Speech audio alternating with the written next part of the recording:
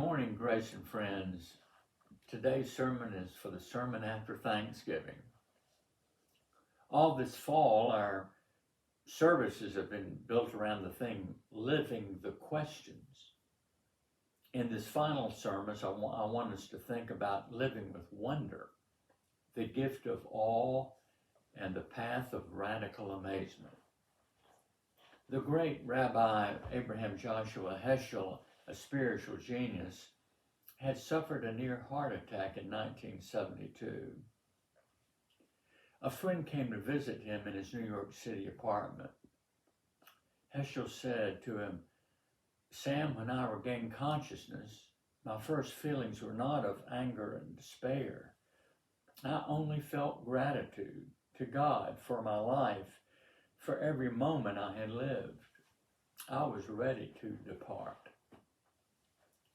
Then he said in a weakened whisper, "This is what I meant when I wrote. I did not ask for success. I asked for wonder." His friend Sam later collected some of Heschel's sayings in a book that he entitled, "I Asked for Wonder." I would ask for that today and every day. So Heschel lived. In one of his writings, he said, "Our goal in life should be to live in radical amazement, to get up in the morning and look at the world in a way that takes nothing for granted. Everything is phenomenal. Everything is incredible," he said. "Never treat life casually." The world is full of wonders. We might pray to God, "Give us this day wonderment." The poet Elizabeth Barrett Browning wrote, "Earth's crammed with heaven, and every common bush afire with God. But only he who sees takes off his shoes. The rest sit around and pick blackberries." Of course, picking blackberries too can be filled with wonder. Popping the sun-warm berry into our mouth, its dark red juice running down our chin. It is the vocation of poets to help us see, to evoke our wonder, to help us take off our shoes. One of our favorites is Mary Oliver, who wrote a poem called "Messenger." It goes like this: "My work is loving the world. Here the sunflowers, there the hummingbird, equal seekers of sweetness. Let me keep my mind on what matters, which is my work, which is mostly standing still and learning to be astonished. The phoebe, the delphinium, the sheep in the pasture, and the pasture, which is gratitude, to be given a mind and a heart and these body clothes, a mouth with which to give shouts of joy to the moth and the wren, to the sleepy dug-up clam, telling them over and over how it is that we live forever." We can be a messenger like that. Any moment can be like that, eternal. Jesus, who as a boy romped the Galilean hillside strewn with wildflowers, said to us, "Consider, don't forget the flowers. Look at the birds. Be astonished." Once in Texas, I returned from a private retreat in the Texas Hill Country. My next sermon was filled with poetry. A friend who was a successful businessman asked another of my friends, "Why does Steve quote so much poetry?" "I guess because it slows me down, poetry does, opens my blinkered eyes." Beloved fantasy writer Terry Pratchett says that the trick to seeing magic in the world is to open your eyes, then open your eyes again. We may ask, what keeps us from wonder if we are made for it? If it is part of the feast that God has prepared for us, set before us? And we already know some of the answers. We live too fast, dull our eyes. But that's what poems do. They slow us down and open our eyes. And artists, too, who create art from oil and pigment and water. But someone said that the average time a person looks at a painting in a museum is 11 seconds. That's how we live our days. And yet we aren't average, are we? None of us are. And here's the issue, what we fill our minds with. In Alice in Wonderland, the mock turtle describes his school and what they learn. In mathematics, they teach not addition, division, and multiplication, but rather ambition, derision, and uglification. It's hard to escape that classroom today. We might rightly say that children have a sense of wonder that we teach them out of. They bend down and to pick up every small thing, a twig, a bug, a rock. Their hearts are more given to delight than ours often are. Their faces shine with it. So let's adjust the curriculum. Paul rightly urges whatever is true, whatever is honorable, whatever is just, whatever is pure, whatever is lovely, whatever is gracious, if there is any excellence, anything worthy of praise, think on these things. The human heart can sometimes hold two things together at once, like sorrow and joy, but it can't hold derision and love at the same time, or grievance and gratitude, or sarcasm and praise. So Paul's words are crucial to our spiritual health. Psalm 148 is full of the wonder at the world in which we live. Look at the sunrise, the sea creatures, the snow, the mists. The Jesuit poet Hopkins wrote, "The world is charged with the grandeur of God. It will flame out like shining from shook foil." Paul's prayer in Ephesians is full of wonder.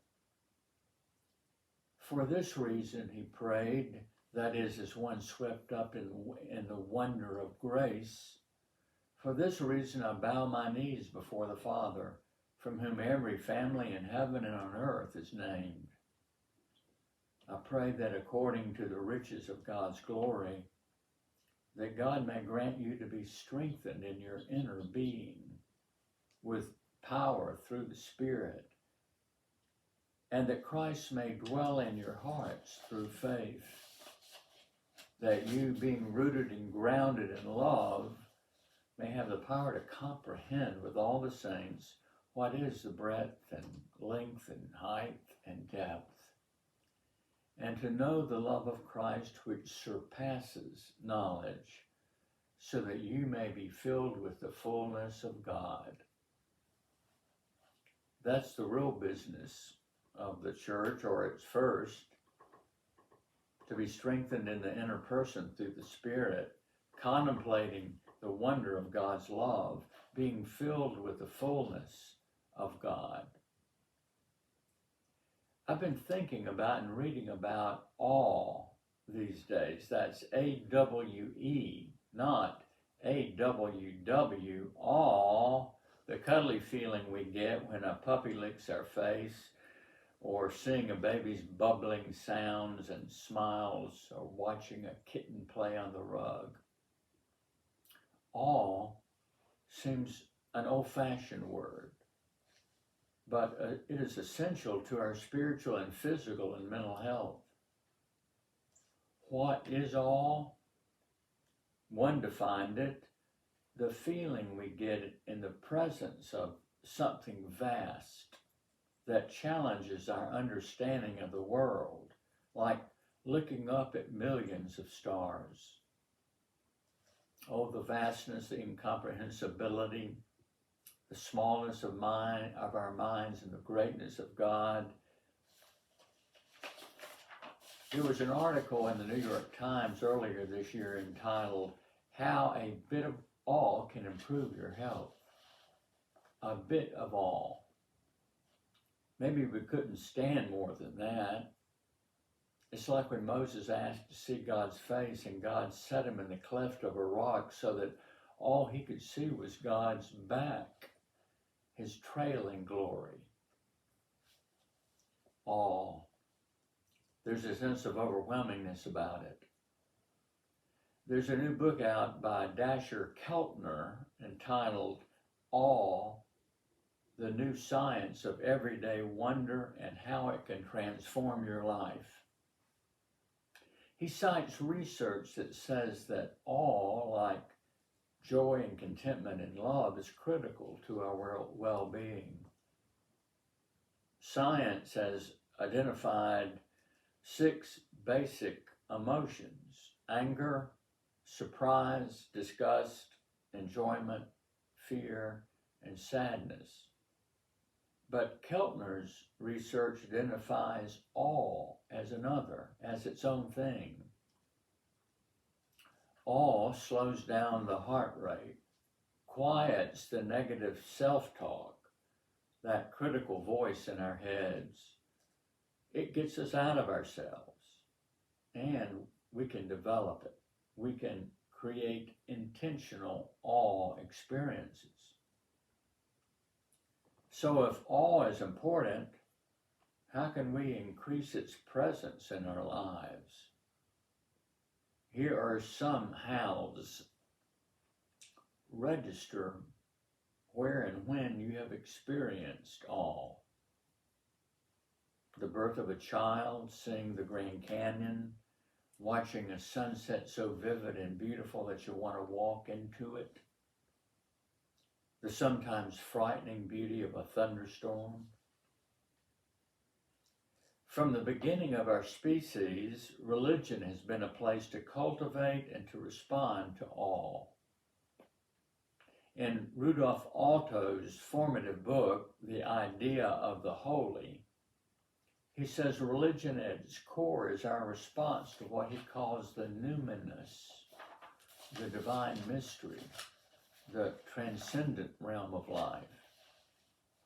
He described it in these words: the feeling of it may come at times sweeping like a gentle tide, pervading the mind with a tranquil mood of deepest worship. It may pass over into a more set and lasting attitude of the soul.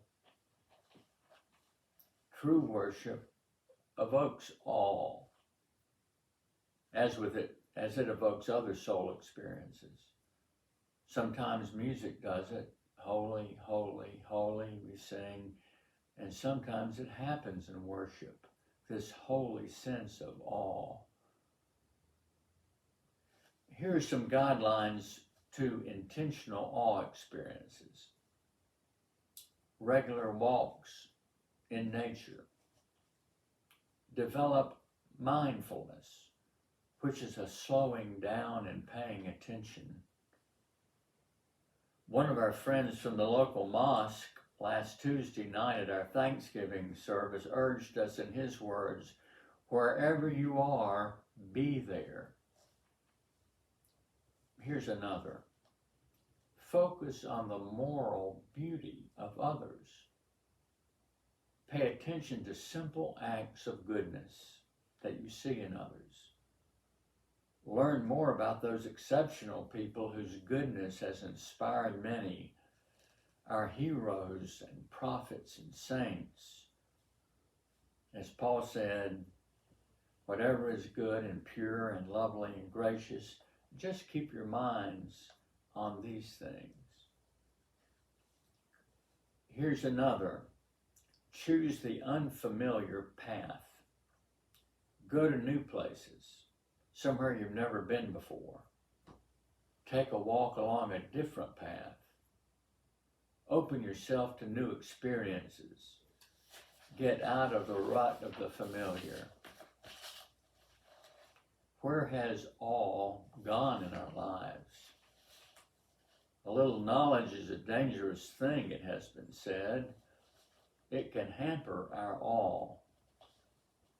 There's a little song we used to sing to our children, a lullaby, twinkle, twinkle, little star, how I wonder what you are, up above the world so high like a diamond in the sky. Today's version might go more like this.